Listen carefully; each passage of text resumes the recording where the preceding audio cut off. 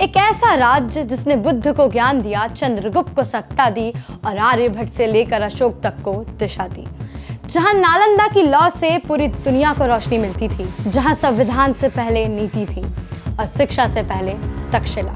जी हाँ, हम बात कर रहे हैं बिहार की। लेकिन वही बिहार आज 2025 में पिछड़ेपन, बेरोजगारी और पलायन का प्रतीक बन चुका है।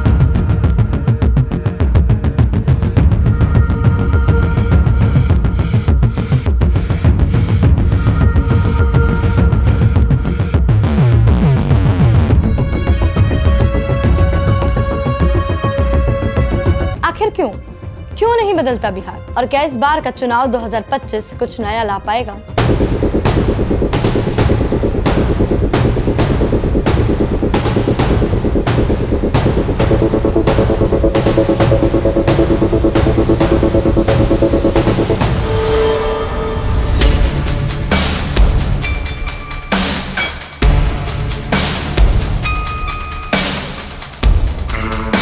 तो भैया, इलेक्शन आ गया है, हम भी आ गए हैं इलेक्शन समझाने।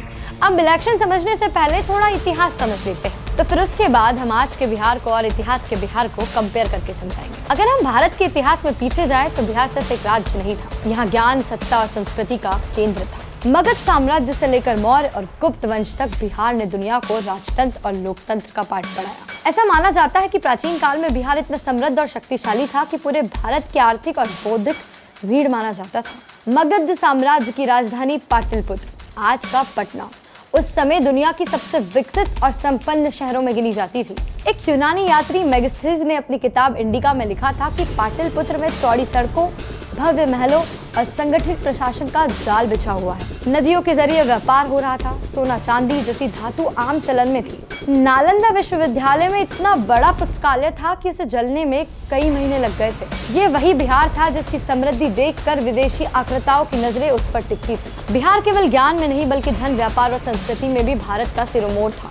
और अगर आज के बिहार की बात करें तो आपको शायद बताना नहीं पड़ेगा, लेकिन चलो बात कर ही लेते हैं। आज का बिहार समृद्ध इतिहास के बिल्कुल उलट है, बदहाली और बेबसी की पहचान बन चुका है। यहाँ की सड़कों की हालत जर्जर है, बुनियादी इंफ्रास्ट्रक्चर का भारी अभाव है और कानून व्यवस्था आए दिन सवालों के घेरे में रहती है। न तो उद्योग है, न ही व्यापार की समुचित व्यवस्था। ऐसे कोई रोजगार नहीं है जिससे युवाओं को रोजगार मिल सके। गरीबी, बीमारी और पलायन आज बिहार की सबसे बड़ी सच्चाई है। देश के हर कोने में आपको बिहारी मजदूर मिलेंगे जो पैसों की आग बुझाने के लिए परिवार से दूर अपमान झेलते हुए जी रहे हैं। शिक्षा और स्वास्थ्य जैसी मूलभूत सुविधा भी बिहार के आम नागरिक के लिए एक सपना बन चुकी है। हालत इतने बदतर है कि यहाँ के पुल तो बनते हैं, लेकिन सिस्टम में इतनी गद्दारी है कि हर साल बारिश आते ही 7-8 पुल गिरना आम बात हो गई है। करोड़ों खर्च करने के बाद भी जमीन पर सिर्फ भ्रष्टाचार दिखता है। कभी जो राज्य पूरे भारत को दिशा देता था, आज वही राज्य विकास की दौड़ में सबसे पीछे छूट गया है। तो चलिए लगे हाथ अब बात करते हैं कि क्या कारण है बिहार की दुर्दशा का, जिसे हम राजनीतिक और भौगोलिक दो तरीके से समझने की कोशिश करेंगे। बिहार की दुर्दशा की जड़ें अगर कहीं सबसे गहरी है तो वहाँ इसकी राजनीतिक व्यवस्था, जो दशकों से जनता के साथ सिर्फ प्रयोग कर रही है, सेवा नहीं। लालू यादव के शासनकाल को जंगल राज कहे जाने का कारण सिर्फ अपराध नहीं था, बल्कि वहाँ था भ्रष्टाचार, जो शासन का हिस्सा बन चुका था। रेल मंत्रालय में घोटालों से लेकर चारा घोटाले तक लालू यादव ने राजनीति को एक पारिवारिक कारोबार बना दिया। जातिवाद राजनीति को ऐसी हवा दी गई कि विकास पीछे छूट गया और सामाजिक बंटवारा गहराता गया।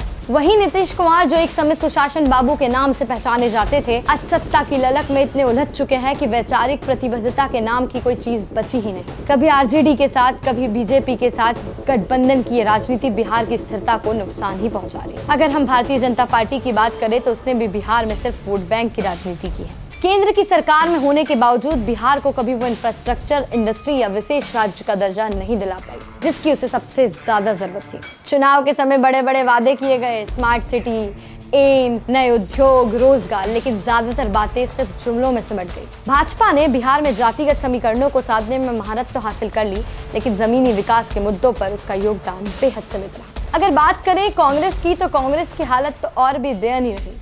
एक समय बिहार में शासन चलाने वाली यह पार्टी आज न नेतृत्व दे पा रही है, न ही कोई स्पष्ट विजन।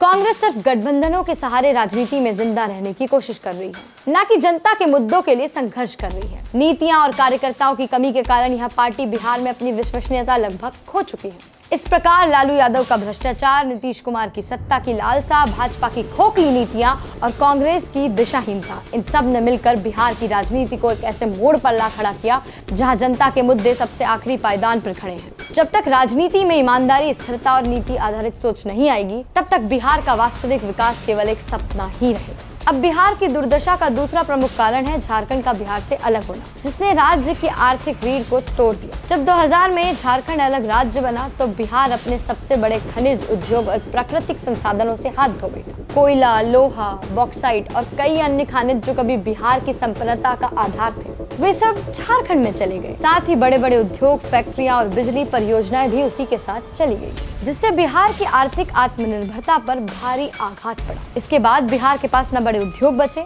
न ही राजस्व का मजबूत स्रोत। रही हुई कसर राज्य की भौगोलिक स्थिति ने पूरी कर दी।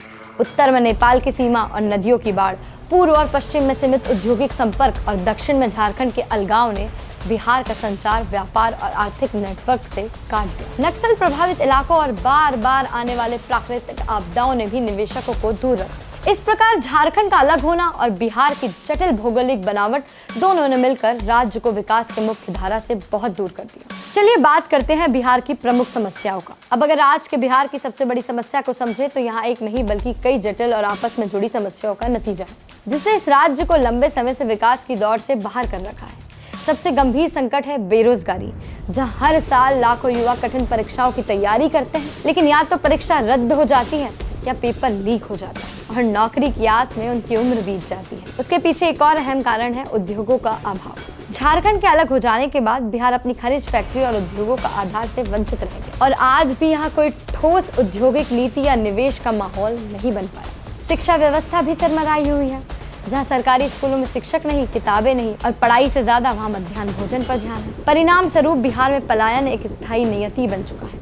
हर साल लाखों युवा और मजदूर दिल्ली, पंजाब, महाराष्ट्र और दक्षिण भारत की ओर पलायन करते हैं, क्योंकि उन्हें अपने राज्य में कोई भविष्य नजर नहीं आता। और दूसरा, कानून व्यवस्था भी बेहद कमजोर है, जहां आम जनता की सुरक्षा भगवान भरोसे है और अपराधी खुलेआम घूमते हैं। बुनियादी ढांचे की हालत इतनी खराब है कि गांव की सड़कें टूटी पड़ी है, शहर में ट्रैफिक बेहाल है और सरकारी अस्पताल में इलाज से ज्यादा इंतजार मिलता है। सबसे बड़ी चिंता की बात है राजनीतिक नैतिकता का गिरना, जहां दल बदल, जातिवाद और अपराधी छवि वाले नेताओं ने राजनीति को पूरी तरह दूषित कर दिया। इन सब समस्याओं ने मिलकर बिहार को एक ऐसे मोड़ पर ला खड़ा किया जहां पर उसे परिवर्तन की सबसे ज्यादा जरूरत है, लेकिन प्रयास सबसे कम हो रहे हैं। अब दिक्कतों को समझने के बाद चलिए कुछ बदलाव की बात भी कर लेते हैं। तो बिहार में एक नई पार्टी का जन्म हुआ है, जिसका नाम है जन स्वराज और जिसके मुखिया है प्रशांत किशोर। चलिए समझते हैं कि ये क्या कर रहे हैं और क्या चेंज लाना चाहते हैं। चलिए बात करते हैं प्रशांत की। ये प्रशांत है या दूसरे केजरीवाल? अब ये तो समय ही बताएगा कि प्रशांत किशोर केजरीवाल है या फिर एक नई राजनीतिक सोच, एक आंदोलन और एक पार्टी जिसके पीछे है देश के जाने माने चुनावी रणनीतिकार प्रशांत किशोर। प्रशांत किशोर ने कई राज्यों में चुनाव जिताए हैं, प्रधानमंत्री और मुख्यमंत्रियों को सत्ता दिलाई है, लेकिन अब वो खुद बिहार की सड़कों पर है, गांव-गांव जाकर लोगों से मिल रहे हैं, उनकी समस्याएं सुन रहे हैं और उन्हें इस बदलाव का हिस्सा बना रहे हैं। उनका कहना है कि सिर्फ चुनाव जीतना मकसद नहीं, बल्कि राजनीति को सेवा और नीति आधारित बनाना ही असली जन स्वराज है। प्रशांत किशोर बेरोजगारी, शिक्षा, स्वास्थ्य, कृषि और भ्रष्टाचार जैसे मुद्दों को अपनी प्राथमिकता में रख रहे हैं।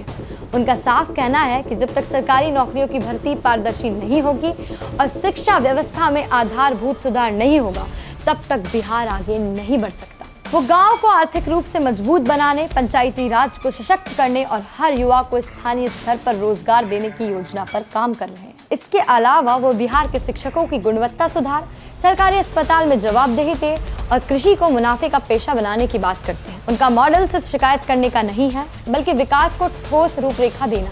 लेकिन सवाल यह भी उठता है कि क्या प्रशांत किशोर बिहार के लिए वही साबित होंगे जो अरविंद केजरीवाल दिल्ली के लिए हुए, या फिर वो एक वादा बनकर रह जाएंगे? अब ये कहना जल्दीबाजी होगी, लेकिन इतना जरूर है कि बिहार में जन स्वराज ने एक चर्चा, एक बहस और एक उम्मीद को जन्म दिया है और यहीं से किसी बड़े बदलाव की शुरुआत होती है। तो क्या वाकई आएगा बिहार में बदलाव? बिहार की सियासत एक बार फिर उस मोड़ पर आ चुकी है जहां जनता को तय करना है कि वह इतिहास को दोहराना चाहती है या नया इतिहास लिखना चाहती है। अक्टूबर-नवंबर 2025 में होने वाला यह विधानसभा चुनाव सिर्फ सत्ता परिवर्तन का नहीं होगा, बल्कि सोच और दिशा के परिवर्तन का चुनाव बन सकता है। ये चुनाव न सिर्फ RJD, JDU, BJP, Congress, LJP या जन स्वराज जैसे दलों के लिए परीक्षा है, बल्कि आम जनता के विवेक और जागरूकता का भी इम्तिहान। अब वक्त आ गया है कि जनता न सिर्फ नेता का चेहरा देखे बल्कि उसका काम, नियत और नीति को भी परखे।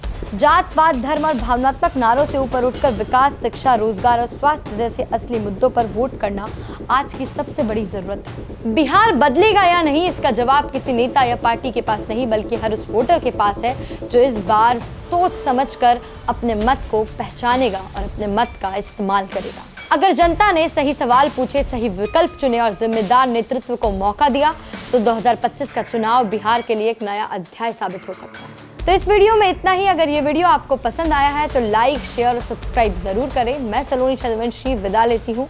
मिलती हूँ और नए वीडियोस के साथ।